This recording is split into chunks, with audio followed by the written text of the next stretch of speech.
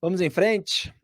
A gente vai falar de Procuradoria-Geral da República também, que é uma novela que se prolonga e cada hora tem um detalhe mais comovente. Cotado para ser indicado por Lula para Procuradoria-Geral da República, o vice-procurador-geral eleitoral, Paulo Gonet, que é o candidato do Gilmar Mendes, afirmou que Gleisi Hoffmann tinha ciência de um esquema criminoso citado em ação penal no âmbito da Lava Jato. Isso foi lá atrás. Os fatos fizeram com que Gonet entrasse na mira da presidente do PT, que tem atuado para que ele não seja o escolhido para o lugar de Augusto Aras, segundo a Folha. Hoje, o vice-procurador-geral eleitoral conta com o apoio dos ministros do STF, Alexandre de Moraes e, como eu falei, Gilmar Mendes. Também cotado para a PGR, Antônio Carlos Bigonha conta com a simpatia de alas do PT. Então você tem essa briga nos bastidores entre petistas e Gilmar Mendes, uma irritação de vários petistas. Eles estão aí falando para os repórteres que está tendo muita demanda do Gilmar, muita demanda de outros ministros. A situação está feia, né? Porque o crédito que o Gilmar ficou com o Lula é esse crédito pela ofensiva contra a Lava Jato. Agora está lá querendo emplacar o sucessor. Só que esse potencial sucessor, ele já falou que a Glaze sabia de tudo lá atrás. Imagina a Glaze Hoffmann o quanto gosta desse cara. Estou sendo irônico, obviamente. Ela não deve engolir o Paulo Guané e engolir assim a seco um nome como esse para agradar o Gilmar Mendes. Olha, a gente viu outro dia ela soltando farpa contra a Justiça Eleitoral, já tomou um puxão de orelha na notinha de repúdio do Alexandre de Moraes. Seria até engraçado a Glaze em público, né, fazer aí alguma crítica ao Gilmar, mas eu acho que ela está se controlando, né? Em 2016, o Paulo Gonet fez uma sustentação oral na segunda turma do STF para defender a abertura de ação penal contra a Gleisi e o então marido dela, Paulo Bernardo, que foi ministro de governos petistas. Ao defender o recebimento da denúncia contra os dois, Gonet afirmou que eles tinham plena ciência do esquema criminoso e da origem espúria das quantidades que receberam. Eu me lembro muito bem. A acusação da PGR dizia que a campanha de Gleisi ao Senado, em 2010, havia recebido R$ 1 milhão oriundos de contratos superfaturados da Petrobras. Lembra, Greg? Opa! Fiz tantos comentários na época a respeito disso. E aí depois, aliás, procurem aqui no Antagonista, texto meu de anos atrás, que é a página virada de Toffoli, que eu mostro que na sabatina, quando ele é postulante ao cargo de ministro do STF, ele disse que o PT era a página virada na vida dele. Uhum.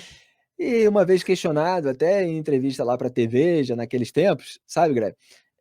Ele falou que associá-lo ao PT era coisa de gente idiota, imbecil, nécio. Ele falou, soltou um monte de rótulos, de Impropérios. impropérios contra qualquer pessoa que fizesse isso.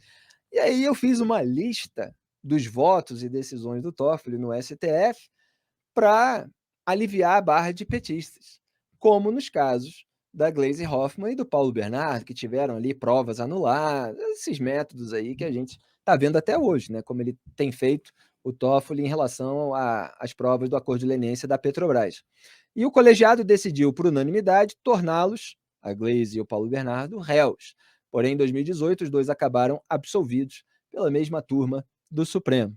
Pois é, era o que eu indicava lá no artigo. Na segunda ocasião, o ministro Edson Fachin, relator do caso, defendeu que não foram apresentados elementos que demonstrassem a configuração do crime de corrupção passiva. Porém, Fachin defendeu a condenação de Gleisi por falsidade ideológica. O ministro, na época, foi acompanhado por Celso de Mello. Mas isso aconteceu em um monte de casos da Lava Jato. Fachin e Celso de Mello na segunda turma, sendo votos vencidos, porque tinha aquilo que eu chamava de trio libertador. Dias Toffoli, Gilmar Mendes e Ricardo Lewandowski, que votaram para absolver Gleisi e Paulo Bernardo de todas as acusações. Perdão, até bati no microfone, né? E é isso que eu chamo de erro. Sabe quando o pessoal fala mal feito? Mal É, feito é isso, você esbarrou no microfone e tal, não sei o quê. Tem aquelas outras coisas, né, que são crimes. é. Não, e era isso mesmo que eu levantei o meu dedinho aqui, era isso mesmo que eu ia falar, eles não foram, tornados inocentes ou não foram inocentados por, unanimidade, foi por maioria. Teve 2 votos falando: "Não, tem indício aqui muito claro de que teve falcatrua, de que receberam R$ 1 milhãozinho". Aquela insuspeita maioria de sempre. Exatamente. E daí porque qual foi Haja ironia. qual foi o motivo principal aí nesse caso da Glaze, que também foi utilizado em muitos outros processos da Lava Jato, que estava baseado sobretudo não, quase que exclusivamente em, uma delação do Paulo Roberto Costa. Então falaram: "Ah, mas é só a delação do Paulo Roberto Costa, então delação não é prova, é meio de obtenção de prova, tal".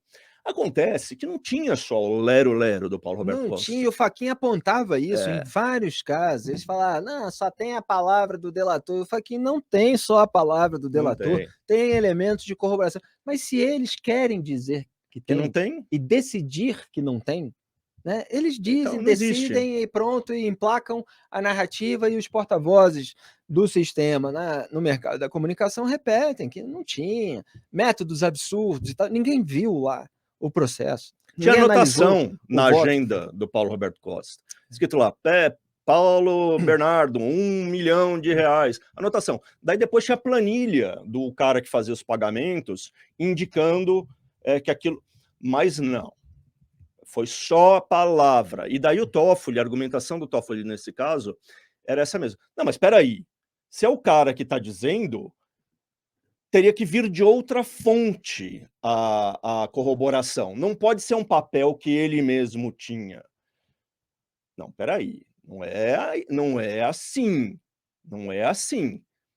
Se você disser que você viu o sujeito matando e você também tiver uma foto do sujeito matando, quer dizer então que não vale?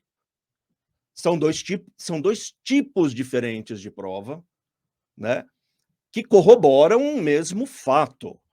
Não é se a fonte, não pode ser só esse o raciocínio. "Ah, porque ele falou, mas também tem o papel, então não vale". Não, não, não, malandragem, meu.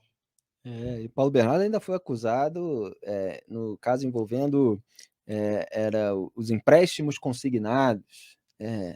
Estava tentando puxar aqui, porque eu me lembro eh, do desdobramento da Lava Jato, era a Operação Custo Brasil, que acabou prendendo, o ex-ministro. E aí você tinha um esquema ali de aumento de valor de empréstimos consignados, enfim, vários setores, havia esquemas sendo desvendados pela Lava Jato, mas havia a segunda turma do STF no meio do caminho. A gente viu recentemente, eu relembrei aqui o vídeo do Vadir Damu dizendo que nesse momento, e era um momento mesmo de reação à Lava Jato, o Gilmar Mendes é aliado do PT. E quem votava para formar o trio na segunda turma era o Gilmar. Quem eram os outros dois? Dias Toffoli e Ricardo Lewandowski, indicados pelo Lula. Então, era gente alinhada ali ao Lula, ao lulismo, ao petismo, de uma maneira geral. A gente viu a fidelidade, né, entre aspas, ao petismo por parte de Ricardo Lewandowski até o final. O Toffoli, o Lula não perdeu por causa de uma decisão muito específica, que nem sequer tem a ver diretamente com um esquema, que foi a de não decidir rapidamente para que o Lula pudesse ir no velório do irmão quando ele estava preso. E, como a gente sabe aí pelas informações da imprensa, o Lula não perdoa até hoje, que ele só admite a subserviência total. Então, o que acontecia? O Gilmar votava com os ministros indicados pelo Lula para aliviar a barra, né? Para arquivar esses casos envolvendo petistas como Gleisi Hoffmann, como Paulo Bernardo. E, coincidentemente, quando a gente vai ver ali as votações sobre casos de Tucano, você tinha Ricardo Lewandowski, eventualmente Toffoli, votando junto com o Gilmar. Então, assim, por aí o que estava acontecendo, né, nos tribunais superiores, para deixar a Lava Jato na poeira do caminho.